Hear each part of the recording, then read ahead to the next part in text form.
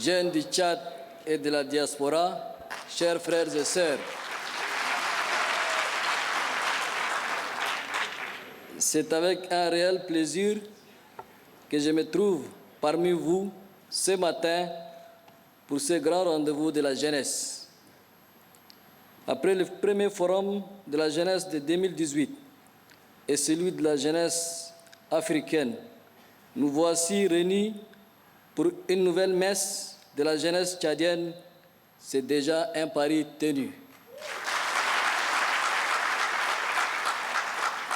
Je voudrais donc vous féliciter pour la réussite des forats provinciaux et la présence massive des jeunes venus des 23 provinces du Tchad profond et de la diaspora. Considérés à juste titre comme les fers de lance de la nation, les jeunes représentent une force, un pilier et un levier sur lequel s'appuie notre pays dans le processus de sa construction et de son développement. C'est à juste titre que le thème « Une jeunesse résiliente au cœur d'un Tchad fort et émergent » a été choisi pour vos présentes assises.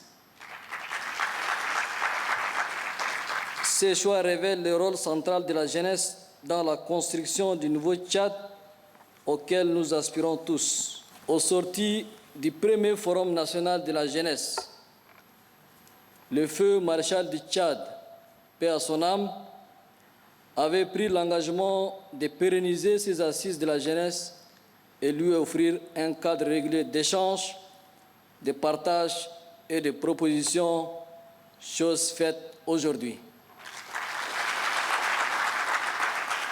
En acceptant d'instituer le Forum national de la jeunesse, le gouvernement voudrait offrir à la jeunesse un cadre dédié de brassage, d'échange et de partage.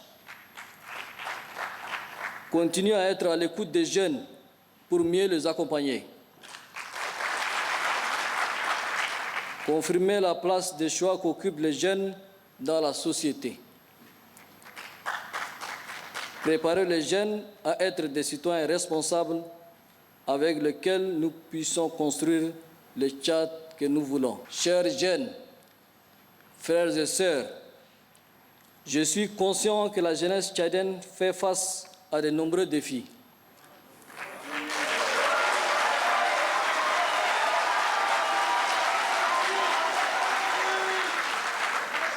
Ces défis sont liés au développement du potentiel de la jeunesse qu'il faut promouvoir. Ils ont trait à l'accès au marché du travail qu'il faut élargir.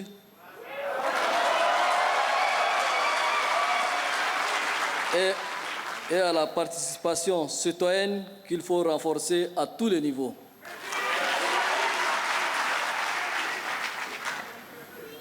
Je sais que le malaise des jeunes transcende les difficultés du quotidien. La grande hantise des jeunes, et je le comprends parfaitement, c'est l'absence de perspectives. C'est l'absence de perspectives lorsqu'ils arrivent au prix de 1000 sacrifices au bout de leur cursus académique et professionnel.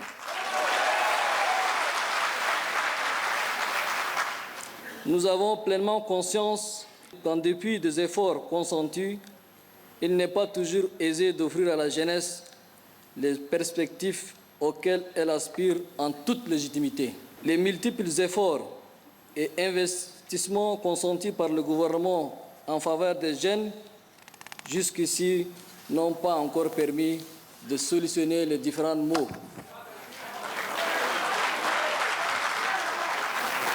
Le chômage demeure encore une dure réalité.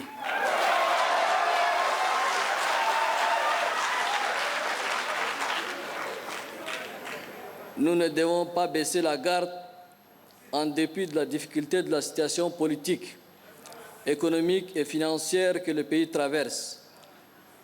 Nous devons développer notre ingéniosité et innover sans cesse pour répondre, dans la mesure du possible, aux besoins croissants des milliers de demandeurs d'emploi.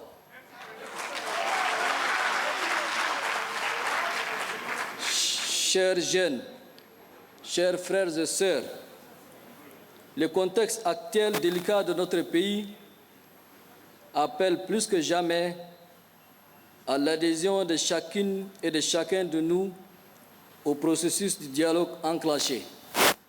Si nous voulons bâtir un Tchad débarrassé des vieux des démons de la guerre et de la division.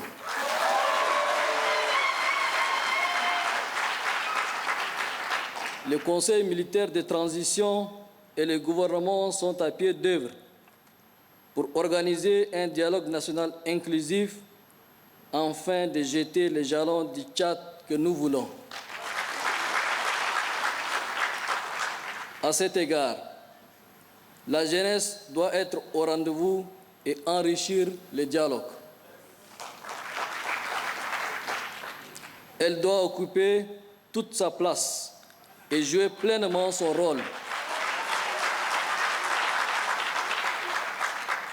Quant aux jeunes qui viennent de la diaspora, leur précieuse contribution est attendue à ce forum.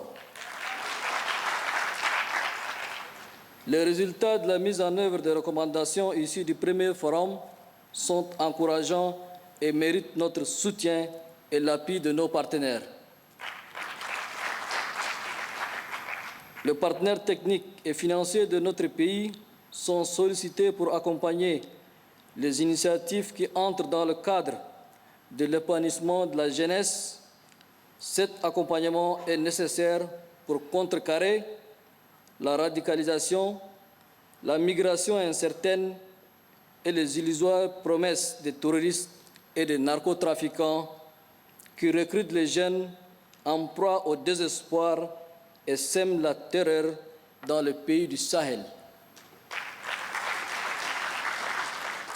C'est le lieu de féliciter le ministère de la Jeunesse, des Sports et de la Promotion de l'entrepreneuriat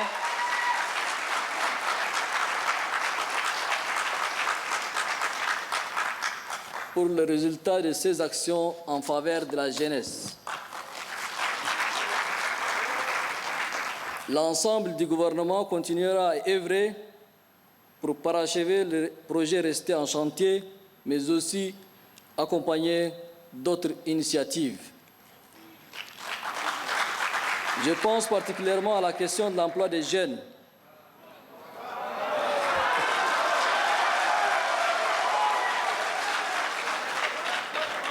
À la réforme du système éducatif afin de l'orienter vers l'entrepreneuriat et une formation professionnelle adaptée aux demandes du marché et au développement de citoyenneté. Sans anticiper sur vos recommandations et résolutions, je demeure toutefois persuadé et convaincu que le premier pilier des mesures en faveur de notre jeunesse demeure l'éducation. Tous les enfants de notre pays doivent pouvoir accéder à une éducation de qualité et à une formation professionnelle qualifiante. Le deuxième pilier reste la promotion de la culture entrepreneuriale en milieu jeune, ainsi que les facilités accordées aux jeunes désireux de s'installer à leur propre compte au regard des contextes limitant l'accès aux emplois publics.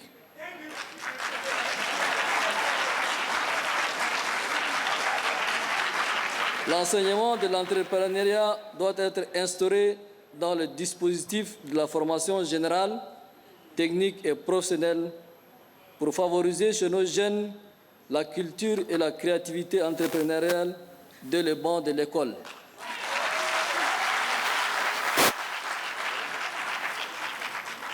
Le troisième pilier démontre l'éducation à une citoyenneté responsable en milieu jeune.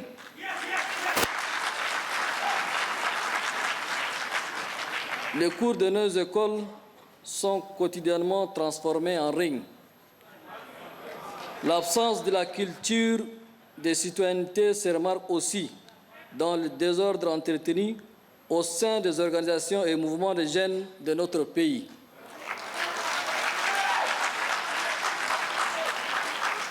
Ce sont là des comportements qui ne sauraient s'accommoder avec une jeunesse responsable et citoyenne, une jeunesse résiliente au cœur d'un Tchad fort et émergent, comme énoncé par les thèmes de vos assises.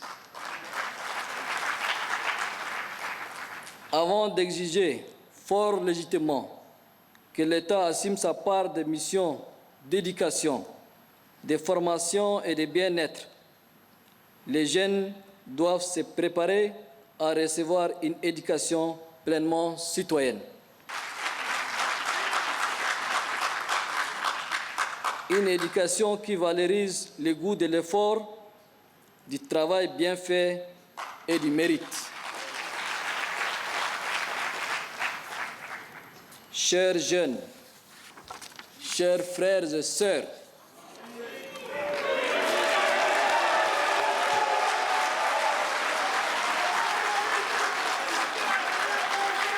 je voudrais appeler notre jeunesse à une prise de conscience pour faire un usage responsable de l'Internet. Notamment les réseaux sociaux.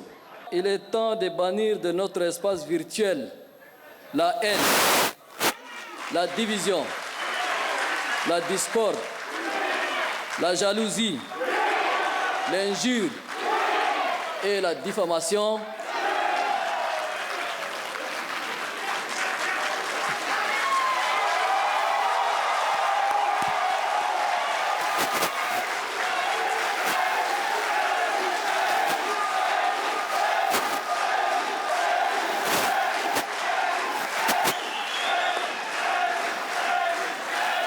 Les réseaux sociaux doivent servir de canaux modernes et efficients de communication rapide et constructive pour véhiculer des messages rassembleurs qui fortifient, rapprochent, unissent et grandissent les jeunes.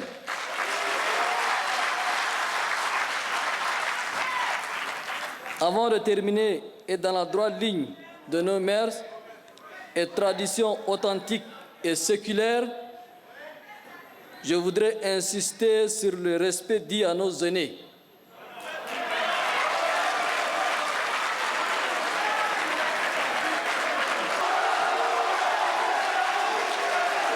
Je voudrais insister sur le respect dû à nos aînés, nos pères, nos mères, qui nous ont tout donné. Seuls et ceux qui représentent la source de notre vie et le socle de notre éducation. Le maréchal du Tchad disait de son vivant, je cite, « Nous, les vieux, laisserons ce pays à vous, les jeunes. » Fin de citation. La vie d'une nation étant aussi une succession de générations, nombre de nos pères fondateurs, libérateurs, défenseurs et éducateurs sont partis en confiant à la jeunesse la destinée d'un pays debout, libre, indépendant et souverain.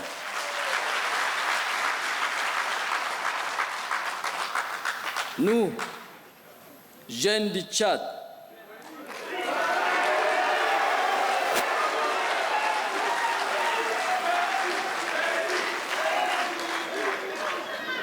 nous, jeunes du Tchad, soyons humbles, respectueux, affectifs et serviables envers nos aînés et pères qui sont encore à nos côtés.